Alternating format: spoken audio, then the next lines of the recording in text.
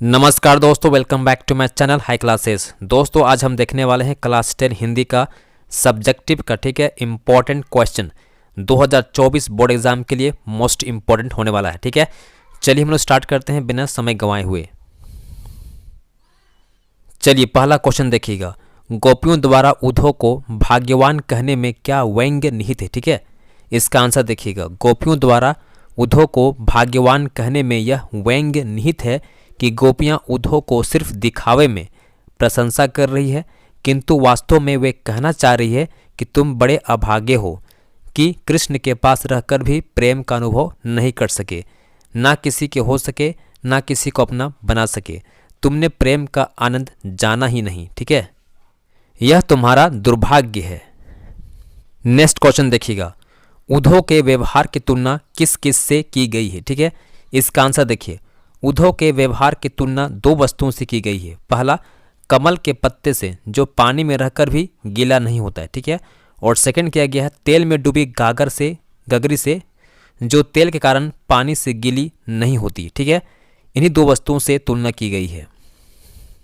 Next question देखिएगा, उद्धव द्वारा दिए गए योग के संदेश से गोपियों की विराहगिनी में घी का काम कैसे किया। ठीक है, इसका आंसर देखिएगा, श्री कृष्ण के मथुरा चले जाने पर गोपियां पहले से ही विरह की आग में जल रही थी। ठीक है, वे श्री कृष्ण के प्रेम संदेश और उनके आने की प्रतीक्षा कर रही थी। ऐसे में श्री कृष्ण ने उन्हें योग का साधना का संदेश भेज दिया, जिससे उनकी व्यथा कम होने के बजाय और भी बढ़ गई। इस तरह उद्धव द्वारा दिए गए योग के संदेशों ने गोपियों की विराहगिनी में घी का काम किया है। ठीक है, अगला सवाल देखिएगा, मर्यादा ना लही के माध्यम से कौन सी मर्यादा ना रहने की बात की जा रही है। ठीक है, इसका आंसर देखिएगा, प्रेम की यही मर्यादा है कि प्रेमी और प्रेमिका दोनों प्रेम को निभाए। ठीक है, वे प्रेम की सच्ची भावना को समझे और उसकी मर्यादा की रक्षा करे। परंतु कृष्ण ने गोपियों से प्रेम निभाने के बजाय उनके लिए नीरस योग संदेश भेज दिया, जो कि एक छलावा था, भटकावा था। इसी छल को गोपियों ने मर्यादा का उल्लंघन कहा है। ठीक है, अगला सवाल देखिएगा, गोपियों के अनुसार राजा का धर्म क्या होना चाहिए।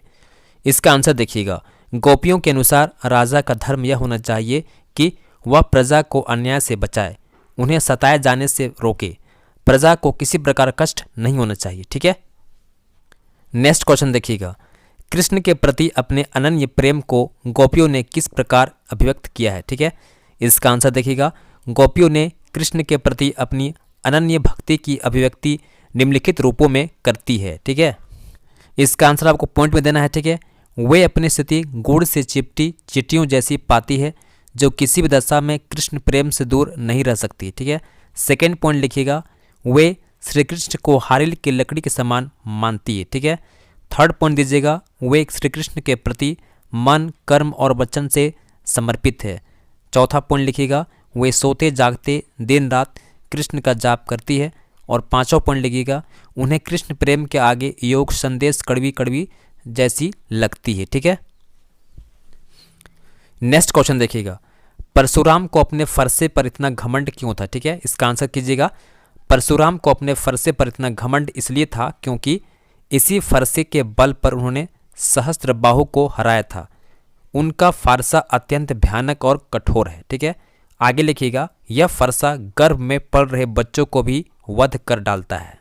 नेक्स्ट पॉइंट लिखिएगा, यह फारसा परशुराम का प्रिय हथियार था। ठीक है, नेक्स्ट क्वेश्चन देखिएगा, धनुष टूटने से क्रोधित परशुराम ने राम से क्या कहा। ठीक है, इसका आंसर देखिएगा, धनुष टूटने से क्रोधित परशुराम ने राम से कहा कि सेवक वह है जो सेवा का कार्य करे, शत्रुता का कार्य करके वैर ही मोल लिया जाता है। ठीक है, उन्होंने राम से यह भी कहा कि राम, जिसने भी शिव धनुष तोड़ा है वह सहस्त्रबाहु के समान मेरा दुश्मन है। ठीक है, अब नेक्स्ट क्वेश्चन देखिए। ठीक है, धनुष टूटने पर श्री राम द्वारा परशुराम को जो उत्तर दिया गया, उसके आधार पर राम की चारित्रिक विशेषताएं लिखिए। ठीक है, इसका आंसर देखिएगा, धनुष टूटने पर श्री राम ने परशुराम का क्रोध शांत करते हुए जो उत्तर दिया, उससे राम की विनम्रता, शिष्टता और उच्च सहनशीलता का पता चलता है।